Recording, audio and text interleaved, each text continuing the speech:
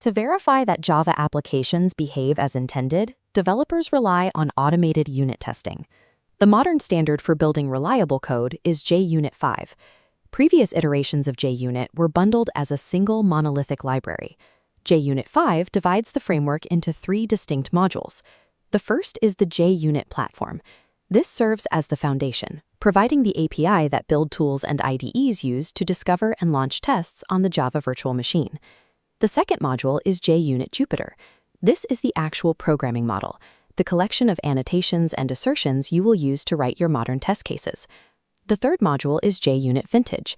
This acts as a specialized engine built specifically to run older tests written in JUnit 3 or JUnit 4.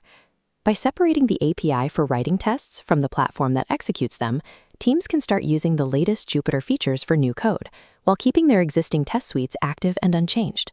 Before writing a single test, the environment must be configured correctly. You'll need an integrated development environment like IntelliJ or Eclipse and Java 8 or higher. For a Maven project, you add 2 dependencies to your pom.xml file, JUnit Jupyter API for writing the code and JUnit Jupyter Engine for executing it. It is crucial to verify that you are importing from the org.unit.jupyter package, avoiding legacy org.unit imports. Next, the build system needs to process those dependencies.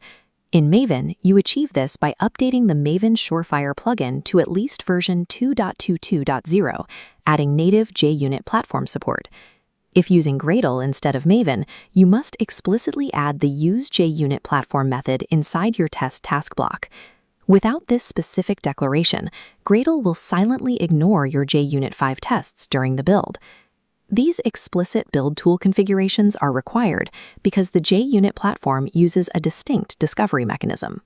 By linking the build plugin directly to the platform, the JVM knows exactly where to find and how to execute your Jupyter tests. Once configured, we can control exactly when our setup and teardown code executes by applying test lifecycle annotations.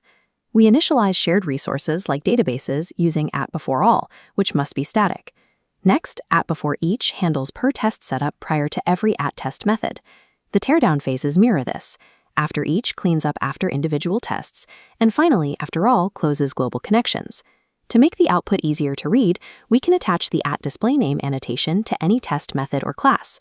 This replaces technical camel case method names with clear human-readable descriptions in our test reports. By strictly isolating setup and teardown logic into these specific lifecycle phases, each test begins with a fresh state. This ensures that residual data from one test cannot interfere with the results of the next. Inside those isolated test methods, we validate our code using assertions. These are the rules that compare our expected outcomes against the actual results. We use standard methods like assertEquals to check values and assertTrue to evaluate conditions. To verify that our code properly handles errors, we use assertThrows, which passes only if a specific exception is triggered. In a standard test, the execution halts the moment a single assertion fails. To prevent this, we use the assertAll method. This groups multiple assertions together, forcing the engine to execute every check in the block, even if the first one fails. Sometimes a test environment might be missing a requirement, like a specific operating system. In these cases, we use assumptions.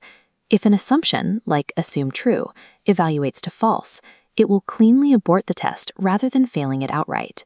This distinction is important.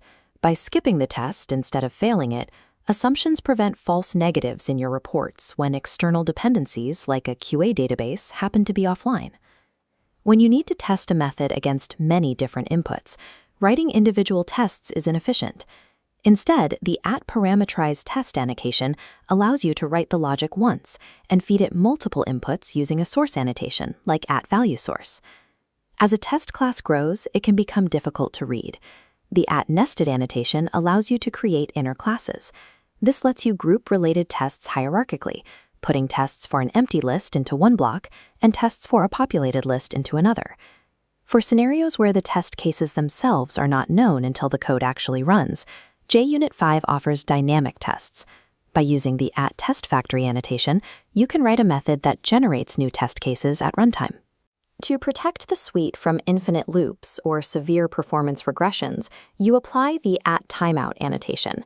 If a method exceeds the specified duration, the test engine forcefully fails it. Finally, to speed up execution, you can enable parallel testing. By adding specific configuration properties to a JUnit.platform.properties file in your resources folder, tests can run concurrently across multiple threads. By utilizing parameters, dynamic generation, and nested hierarchies, you reduce the amount of boilerplate code while increasing the overall coverage of your test suite. Large codebases often contain thousands of tests. To manage execution, you apply the @tag annotation to group tests logically, creating labels to separate fast unit tests from slow integration tests. With tags in place, you can selectively trigger them from the command line. Passing a flag like dgroups=fast to Maven, or configuring the equivalent Gradle task, ensures only the specified subset of tests will execute. If you need custom behavior that the base framework doesn't provide, you can hook into the JUnit ecosystem. The @extendWith annotation registers custom extensions, allowing third-party libraries to intercept the test lifecycle and inject parameters or handle exceptions. For teams managing older code, migration does not require rewriting everything at once. By leaving the JUnit-vintage engine on the class path, the platform automatically discovers and executes legacy JUnit 4 tests alongside your new Jupyter tests. This backward compatibility, combined with precise tagging, allows teams to selectively integrate modern testing practices on their own schedule without breaking their continuous integration pipelines. With our architecture built and our logic defined, we run the complete suite. The JVM processes the standard lifecycle tests, generates the dynamic tests on the fly, and routes the legacy code through the vintage engine. In the IDE runner, the results return clean. The assertions pass without throwing errors, and the tests aborted by our assumptions are neatly logged as safely skipped, preserving the integrity of the pass rate. Because we utilized @displayName, the final output isn't a list of technical method names. Instead, it is a human-readable, self-documenting report that can be understood by stakeholders across the team. This approach ensures every component is verified against its requirements. It identifies regressions before they reach production, creating a consistent baseline for future development. Mastering these tools integrates verification directly into the development process. Instead of manual checks, you have an automated safety net protecting your application as it grows.